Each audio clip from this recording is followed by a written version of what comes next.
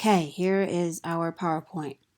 One of the points I want to bring you back to regarding Hurston's representations is that, like a modernist, like Picasso, she takes the distorted mask created by her contemporaries, particularly in this case, all of the crazy representations of voodoo and Haiti and zombie movies, and she turns them into something else.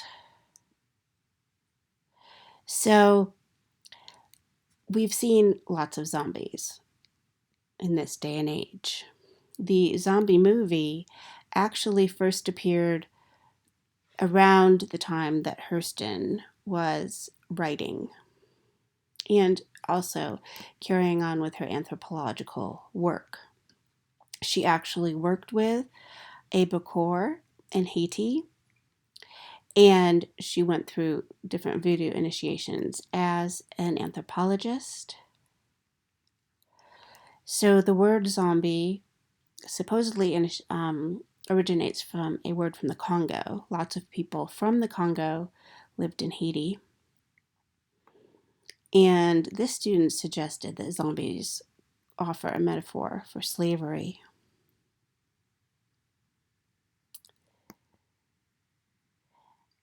Night of the Living Dead was one of the first modern zombie movies.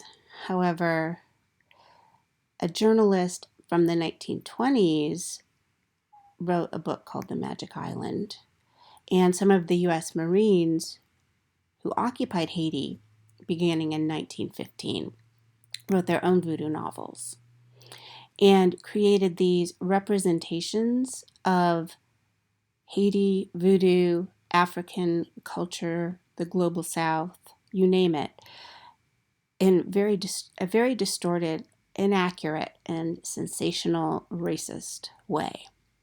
So Freddie Washington was actually the star of one of these voodoo movies based upon a book by a U.S. Marine. And although Freddie Washington was a key figure in the Harlem Renaissance, a stage actress and a civil rights actress, she took this leading part in the Love Wanga, which makes the whole zombie phenomenon seem incredibly straightforward and easy to understand. The primary fears are about black and white love affairs, particularly the danger of black people who could pass for white.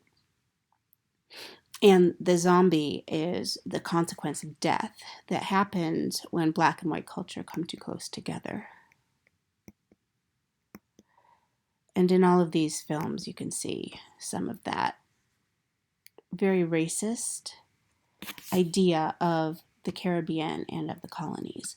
So when we talk about Aimé Césaire trying to recreate and reconstitute a negritude art, the distorted conventions of Picasso's mask, restoring them to an African mask that connects the vital forces, the physical and metaphysical aspects, and an undistorted humanity, perhaps Hurston also tries to show us an undistorted view of humanity by challenging all of the representations that surround her.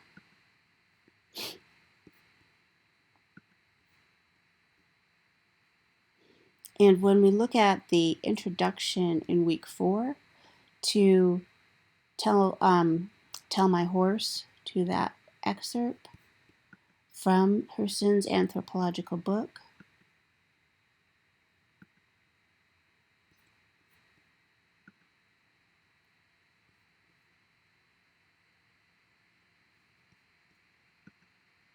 we can see her playing with the idea that the EuroAmerican white world can interpret and understand the complexities of African culture.